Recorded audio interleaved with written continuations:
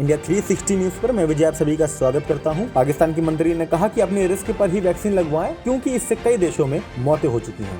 पाकिस्तान के मंत्री महामारी और वैक्सीनेशन पर बेतुके और गैर जिम्मेदाराना बयान दे रहे हैं और पाकिस्तान के पंजाब प्रांत की health minister doctor Yasmin Rashid ने मंगलवार को कहा कि अगर कोई वैक्सीन लगवाना चाहता है तो वह बिल्कुल लगवाए, लेकिन इसका रिस्क खुद ही लेना होगा। राशिद के मुताबिक वैक्सीन के कई साइड इफेक्ट हैं और दुनिया में कुछ लोगों की इसी की वजह से मौत हुई है। और स्वीडिश पर्यावरण कार्यकर्ता ग्रेटा थनबर्ग ने टूलकिट शेयर की जिसमें वैश्विक स्तर पर किसान आंदोलन के समर्थन और कृषि कानूनों के खिलाफ विरोध प्रदर्शन का ब्यौरा था। टूलकिट में 26 जनवरी की योजना का भी ब्यौरा शामिल है और हालांकि यूजर द्वारा भारत को बदनाम करने की अंतर्राष्ट्रीय साजिश का हिस्सा होने का भी आरोप है और इसके बाद में उन्होंने अपना ट्वीट डिलीट भी किया। और अमेरिका ने भारत के नए कृषि कानूनों का किया समर्थन, कहा कि यह बाजार की सेहत भी सुधारेगा। और आपको बता दें कि भारत में आज किसान आंदोलन का करीब 71वां दिन है और दुनिया में कोरोना मरीजों का आंकड़ा करीब 10 करोड़ से ऊपर पार हो चुका है। 7 करोड़ 66 लाख से ज्यादा लोग ठीक हो चुके हैं। अब तक 22,76,000 से ज्यादा लोग जान भी गंवा चुके हैं और दुनिया के गरीब देशों में वैक्सीन की कमी साफ तौर पर देखी जा रही है, लेकिन कनाडा जैसे अमीर देशों में इसका ओवर स्टॉक है और एक रिपोर्ट के मुताबिक कनाडाई सरकार के पास एक व्यक्ति के लिए करीब 10 वैक्सीन डोज मौजूद है। और चलती ट्रेन में चढ़ने को जानलेवा बताते हुए यूपी शेयर किया DDLJ का एक वीडियो क्लिप। इस क्लिप में सिमरन चलती ट्रेन में चढ़ती हुई दिख रही है और पुलिस ने पूछा कि सिमरन और राज ने क्या गलती की। वीडियो में लिखा कि जिंदगी जीने के लिए सिमरन का जिंदा रहना बहुत जरूरी है। और गाजीपुर में सड़क से कीलों को हटाता दिखा शख्स, दिल्ली पुलिस बोली कीलों की जगह बदली गई है। पुलिस ने कहा कि इन कीलों की सिर्फ जगह बदली है, बॉर्डर पर इंतजाम पहले की तरह है। आपको बता दें कि राहुल गांधी समेत कई विपक्षी नेताओं ने कीले लगाने की आलोचना की थी।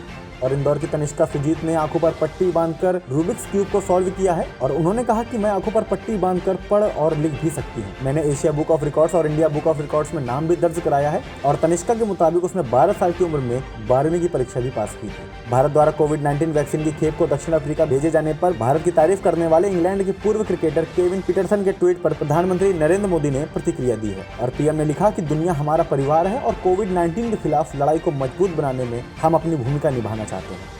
और इसी के साथ में देश में 24 घंटों में आए कोविड-19 के 12,899 नए केस, सक्रिय मामले करीब 1.5 लाख से हुए ऊपर। प्रियंका गांधी के काफिले के 4 वाहन यूपी में एक दूसरे से टकराए, किसी के भी घायल होने की सूचना नहीं है। और गौरतलब है कि प्रियंका रामपुर में नवरेश सिंह नामक युवक के परिवार से मिलेंगे जिसकी दिल्ली में गणतंत्र दिवस पर ट्रैक्टर रैली के दौरान मौत हुई थी। और दिल्ली के गाजीपुर बॉर्डर पर किसानों से मिलने पहुंचे विपक्षी नेता और पुलिस ने उन्हें रोका। हालांकि पुलिस ने उन्हें रोका और जिसके बाद वे वहां से लौट गए।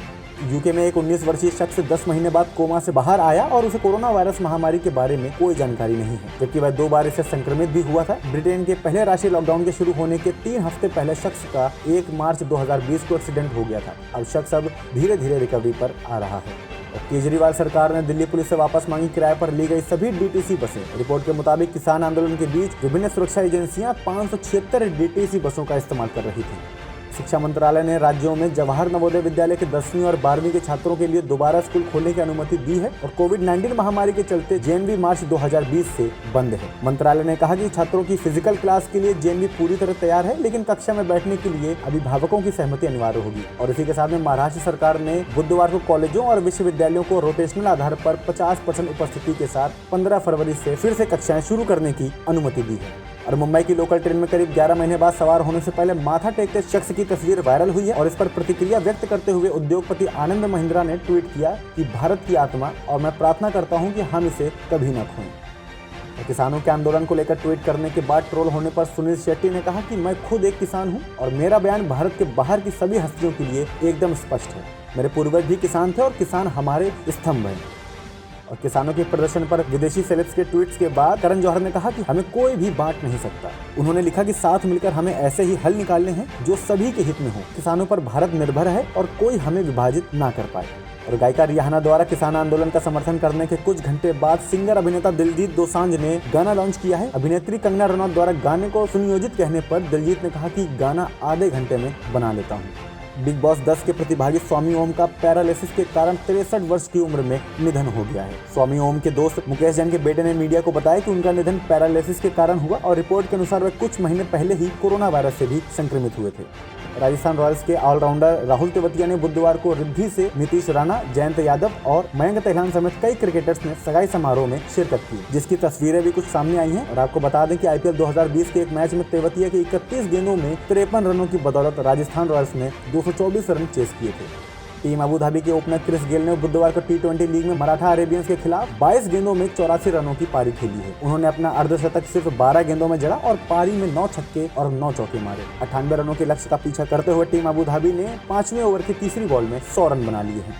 और अब बात करते हैं मौसम की। बीते 24 घंटों के दौरान उत्तर भारत के पर्वतीय राज्यों में कुछ स्थानों पर वर्षा और बर्फबारी की गतिविधियां देखने को मिली हैं। 2 फरवरी की सुबह 8:30 बजे से 3 फरवरी की सुबह 8:30 बजे के बीच 24 घंटों की अवधि में जम्मू कश्मीर के गुलमर्ग में 14 मिलीमीटर की वर्षा और बर्फबारी हुई। इसी दौरान तमिलनाडु के तिरुत्तनी में 4 मिलीमीटर और पंबन में 2 मिलीमीटर वर्षा रिकॉर्ड की गई है। और आगामी 24 घंटों के दौरान उत्तर भारत में पहाड़ों पर जम्मू कश्मीर से लेकर हिमाचल प्रदेश, उत्तराखंड और लद्दाख तक कई जगहों पर हल्की से मध्यम वर्षा हो सकती है। उत्तर भारत के मैदानी क्षेत्रों में पंजाब, हरियाणा, दिल्ली और पश्चिमी उत्तर प्रदेश में भी कुछ स्थानों पर बादल छाने और गरज के साथ हल्की वर्षा होने के आसार दिखाई दे रहे हैं। आगे की अपडेट के लिए देखते रहिए इंडिया 360 न्यूज़, खबर दिन भर की।